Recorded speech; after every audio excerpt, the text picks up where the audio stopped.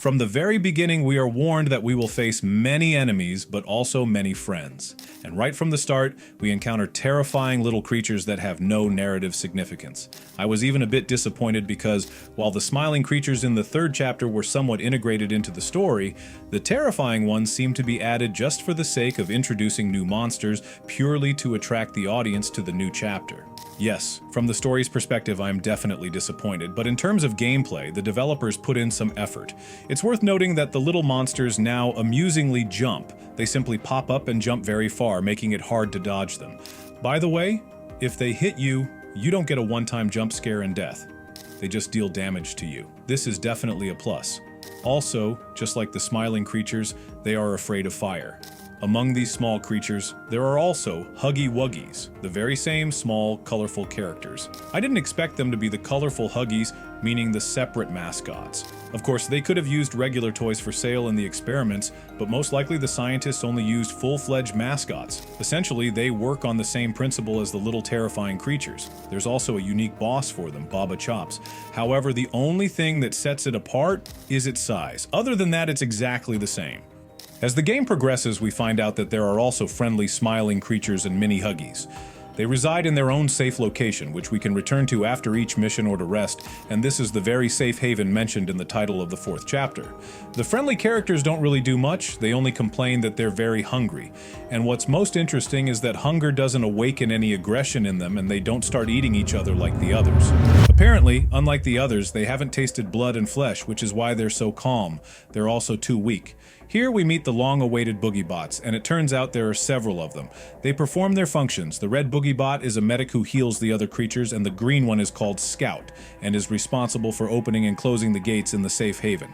Kissy and the Poppy Doll also returned, and they help us in this chapter just as much as they did in the previous ones. Well, Kissy has a valid reason. She's injured. Who attacked her at the end of the third chapter is still unknown, but she remains our ally until the end of the game. Even though the Poppy Doll ran away, I think she'll return too. Now, we're moving on to the real titans we need to fear, Yarnaby. How many years and how many winters did we wait for this creature? As expected, it's better to hide from it than to run, although the developers do give us the option to escape, and they mark our next missions with a sprint. Despite its cute appearance, Yarnaby is quite a dangerous and aggressive creature. It's easily distracted by sounds, so we need to move very quietly. Although sometimes that's just impossible because we're turning things on and off, opening stuff and so on. Thankfully, it can only be on the ground. With those claws, it can't climb walls. Sometimes you can detect Yarnaby's approach by the music. Also, Yarnaby can reach us even in places it can't crawl into, but it will only do so if it spots us. However, it's easily flammable due to its fur, and that's its main weakness. Our long-awaited Piano Zar, but don't get your hopes up meeting him, because we don't even get to play with him. Our dear Piano Zar will be taken away as soon as we meet him, meaning there's only a cutscene with him. They added the character just to remove him. Before that, he even had a whole teaser dedicated to him. In general, we didn't get to see Piano Zar in all his glory. The next friend is Doyu. He helped us by carrying us across chasms, throwing us missing items, and seemed like a very friendly clay-like character. But as noted by the scientists at Playtime, during the creation of Doyu, he proved to be the most dangerous experiment. It's not just that he can pass through rubble or even through walls when there's a crack, even a small one.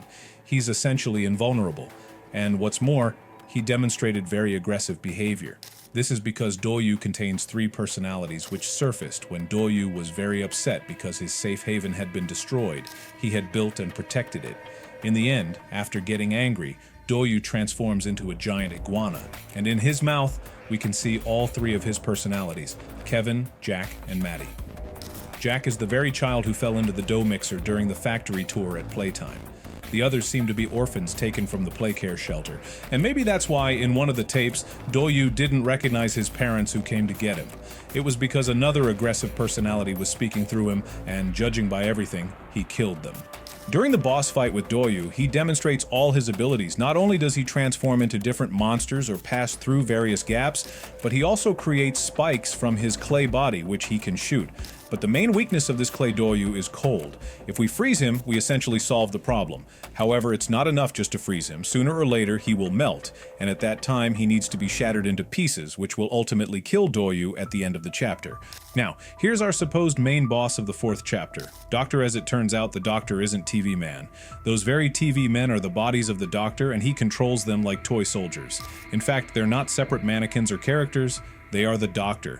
He's everywhere. Every TV could be the Doctor watching us from every camera, and he could always do this. It's no coincidence that he says there's something special about us, meaning he's been watching us. Let me remind you who this Doctor is. Harley Sawyer, who once led the large body experiments at Playtime Company. He's the one who created all the monsters. In the end, he turned into a monster himself, or perhaps they made him one. It's all because Doctor. Harley allowed himself too many liberties and basically pissed off all the company's higher-ups. He could take orphans for experiments, and he's responsible for many of the casualties. All these incidents at the company happened because of him, a man who simply wanted to make the world a better place. Well, they made him better, and indeed that's what happened. After all, he can control an entire factory. Yes, all the monsters we encounter in the 4th chapter are the Doctor's personal pets, as he calls them, and they all obey him. I think if it weren't for the Doctor, we could have peacefully passed through all these locations because it was the Doctor who sent Yarnaby, the nightmare creatures, and others after us. In the end, we destroy the Doctor's heart because we're fed up with his endless evil monologues, but he wasn't working alone. He was hand in hand with the prototype. And again, the prototype. In the end, the main character is still him. And he had a great opportunity to kill the Doctor, but the Doctor needed his knowledge. By the way, we learned a bit more about his body structure. It's the King Scorpion.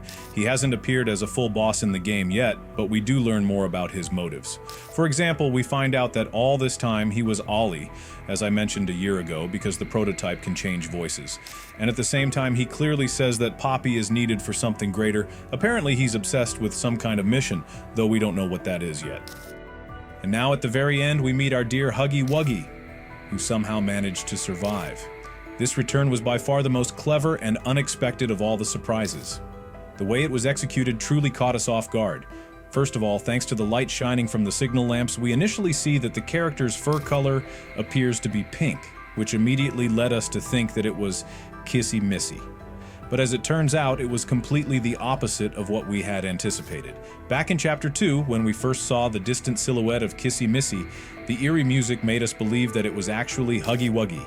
But then, as she stepped forward, we were confronted with a completely different character altogether. Now, here we are in a very similar situation. We thought it was going to be Kissy, but it turned out to be Huggy instead. This moment clearly serves as a reference to that earlier one.